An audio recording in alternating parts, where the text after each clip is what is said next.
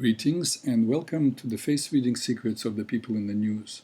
I would like to remind you, if you're interested in the subject of face reading, you can watch on YouTube my Introduction to Face Reading and Face Reading 101 Part 1, Part 2.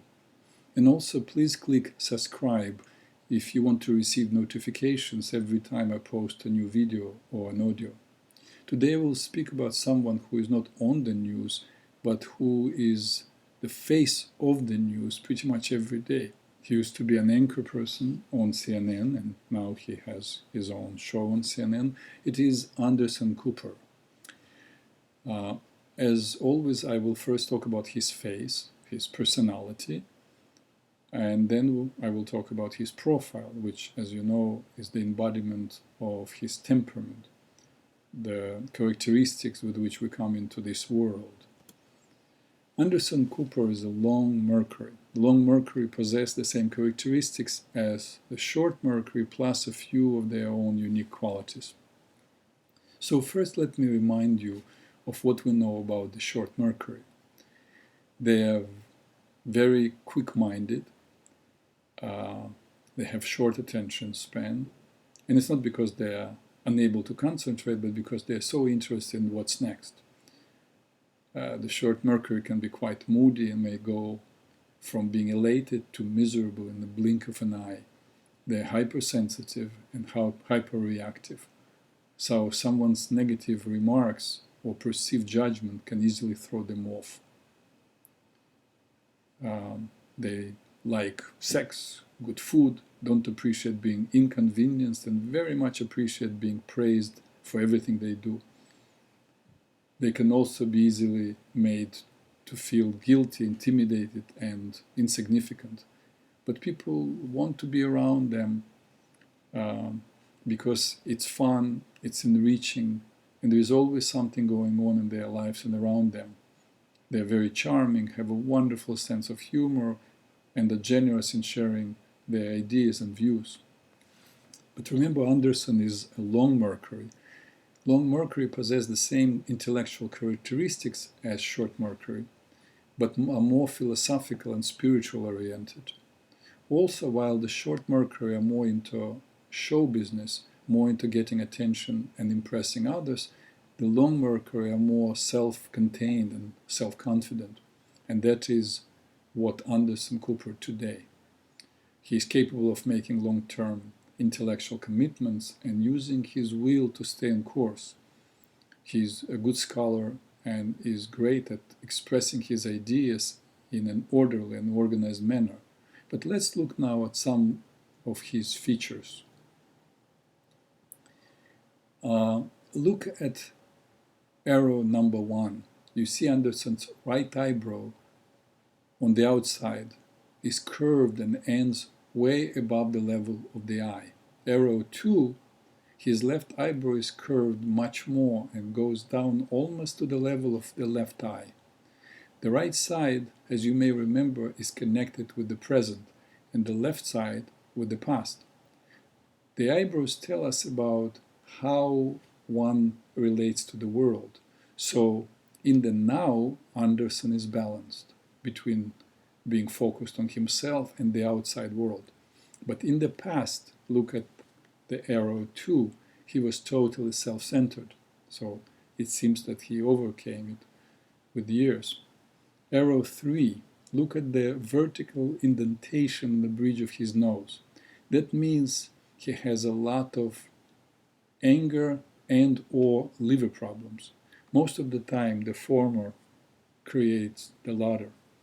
Arrow 4, his eye color is blue, meaning detachment. Blue eyes help him to detach maybe from his anger. And finally, arrow 5, his ears are far from the skull, meaning that he is independent and follows the beat of his own drum. Now I have a special treat for you. I'm going to do something I have not done with any previous readings. I will do what is called left face, right face analysis. Interesting, isn't it? Look at picture 1. This is a real photo of Anderson Cooper. As I said above, the left side of the face is associated with people's past, the right side with the present and the potential for the future. If you're interested in looking at where a person is coming from in terms of his or her emotional makeup and where she is going, here is how you do it. You can write it down if you wish. You take a picture of the face and make 2 extra copies. Cut one picture in half using whatever program you prefer now on the computer. There are so many programs where you can play with a photograph. Take the left side and create a mirror image of that half of the picture. Then line up the left side of the picture and with the mirror image of the left side. And you will have a picture composed of 2 left sides, or 2 pasts. Repeat this process with the right side, then you have 2 presents, so to speak. And that's what I did with Anderson. As you see, the difference in the appearance is shocking. Let's look at picture 2 now. Anderson's past, where he is coming from emotionally. Find the error with the letter A on picture 2. The bridge of the nose is very thin, meaning that in the past Anderson was driven by anxiety. On picture 3, the present, the arrow A, the bridge is still pretty thin. So it means that nowadays he's still pretty much anxious. Arrow B on picture 2 shows 2 left eyebrows curving all the way down, showing how self-centered Anderson was in the past. But now on the picture 3 you see B.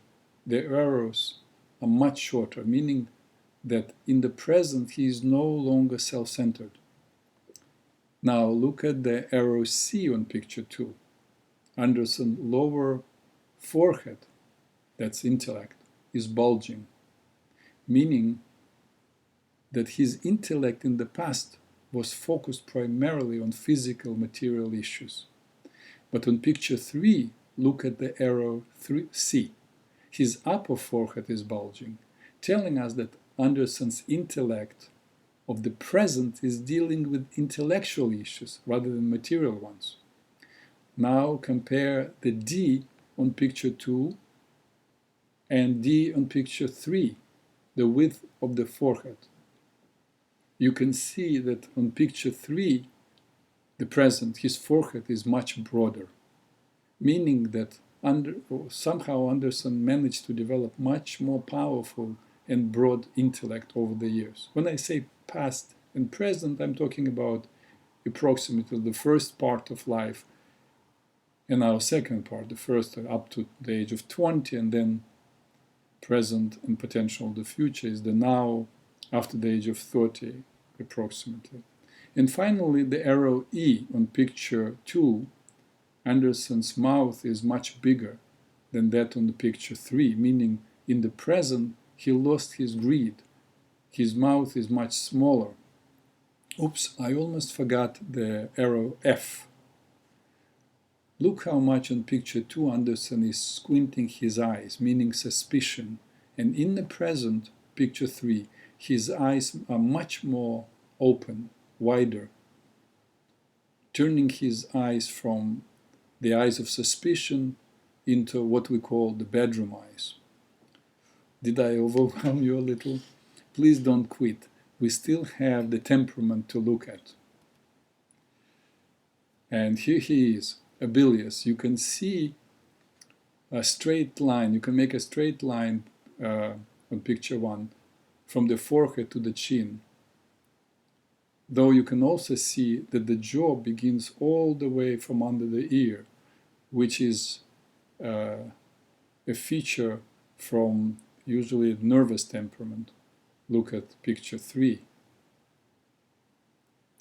On the picture 2, you can also see clearly that Anderson has a nervous cast. So Anderson is really bilious/nervous. So what do we know about the bilious temperament? Anderson's mind is very active, always geared towards solving problems and overcoming challenges. Remember, the bilious are the positive pessimists. They see problems everywhere, but use their will to overcome problems. The only time really the bilious gets depressed is when he or she doesn't have challenges to overcome. Anderson is willful and organized. After getting a clear vision of what he wants, he uses his will to accomplish, conquer, build, destroy, learn, unlearn, make peace, wage war, or whatever he chooses to do to make it happen. But that's only one side of Anderson Cooper. The other side, as I said, is the nervous temperament. Again, go to picture 2, the nervous jaw, meaning that though the initial energy output is powerful, that is, when Anderson gets excited about the project, but then after a while he runs out of steam, of energy. It would be good for him to have someone who can actually help him to complete his projects, someone like pure bilious. And nervous cast, of course, makes him the person you want to be around. He is sensitive, caring, creative, accommodating, resourceful, and entertaining. Few interesting features. Look at picture 3. The 2 arrows at the ear. The distance between the tragus and the antetragus is huge, so he is very capable of talking a lot, but probably he does not.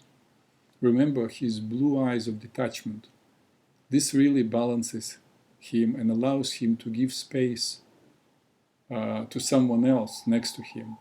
His powerful classic Roman nose, the pillar of strength, allows him to get what he wants. Goes well with him being a half bilious, huh? And finally, still picture 2, look at his long almond-shaped nostril, a sign of great intelligence.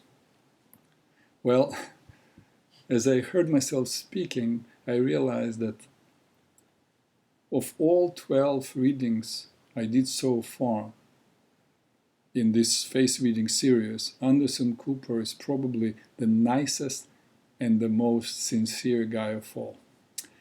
And that's all for today, and thank you for listening. Talk to you next week.